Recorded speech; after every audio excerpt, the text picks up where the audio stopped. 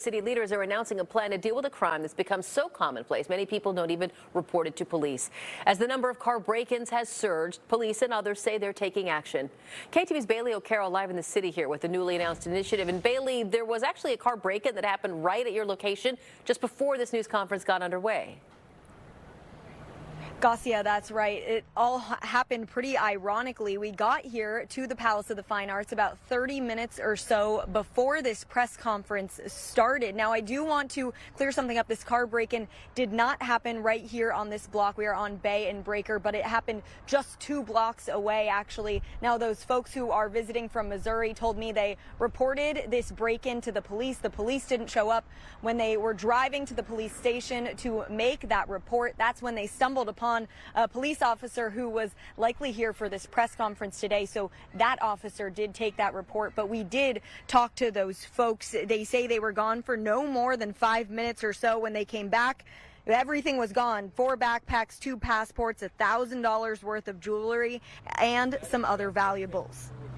We pulled over. We were going to go across the Golden Gate Bridge, and we saw this really beautiful little park, so we pulled over. And whenever we got here, we thought, oh, this is a great place to park. These are like $30 million homes.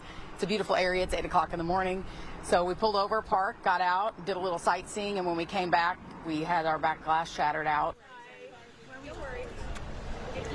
Now, the couples did tell us that they did not let it ruin their trip, rather that they would be happy to return to San Francisco, that they had heard about car break-ins being a frequent problem in the city. They said they were just happy, really, that no one was hurt. Now, this raises the question, of course, what is being done about this problem that seems to happen multiple times a day in the city? Well, Police Chief Scott, he did tell us some of the stuff that they are doing. Some of that is new. One of the things that they are doing is placing bait cars around the city.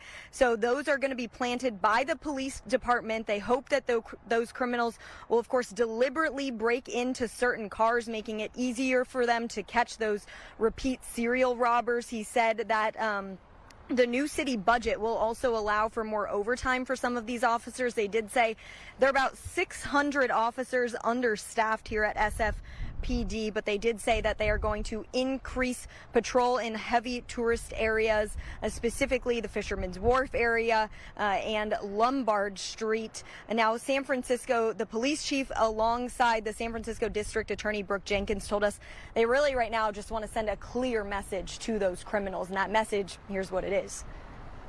You have to understand, we have gotten to a point in San Francisco that people didn't even fear being arrested because they didn't think anything would happen once the DA's office took over the case. They didn't think there was going to be any meaningful consequence. They have to learn, not only will the police arrest, but once that case is filed, something meaningful will happen on the back end to serve as a deterrent for future behavior. And so that's what we are trying to reinstill in San Francisco right now, is that not only will you be caught, but when you are prosecuted, there will be a consequence for that behavior. And so I think until we get there, we're going to continue to see brazen crime happen, and we're slowly making our way there, but oftentimes it takes people being caught and learning it the hard way before that culture shifts.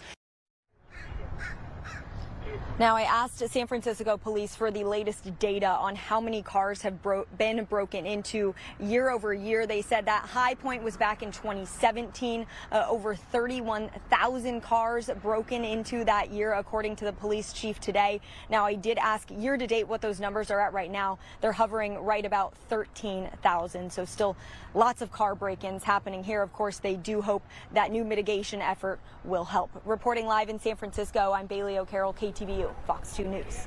Bailey, thank you.